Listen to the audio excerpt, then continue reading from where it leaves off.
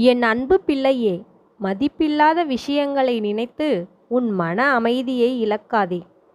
சில சமயங்களில் எல்லாவற்றையும் அறிய முயற்சிப்பது உன் நிம்மதியை கெடுக்கும்.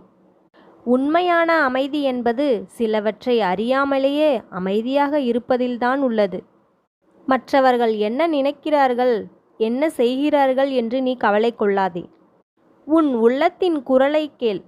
தகுதி மட்டுமல்ல பிள்ளையே, தன்னம்பிக்கையே உன்னை உயர்த்தும்.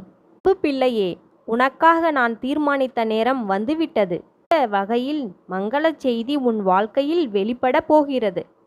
இப்பொழுது உன் மனம் விரும்பாதவை நடப்பது போல் தோன்றினாலும் அவை அனைத்தும் உன் நன்மைக்காகவே அமைந்திருக்கும். இன்னும் சில நாள் பொறுமையாக இரு.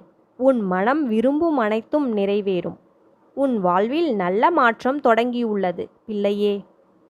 மனதார சொல்லு, ஓம் சரவண பவ. இந்த ஒளி உன் வாழ்வை ஒளியால் நிரப்பும். ஓம் சரவண பவ என்று பதிவிடு, நல்லதே நடக்கும். உண்மையில் வாழ்க்கையில் ஒவ்வொரு தருணத்திலும் இந்த முருகன் அன்பை நாடி இருப்பவர்கள் ஒருபோதும் இழப்பை சந்திக்க முடியாது. அவர்களுக்கு எந்நாளும் நன்மையாகவே அமையும்.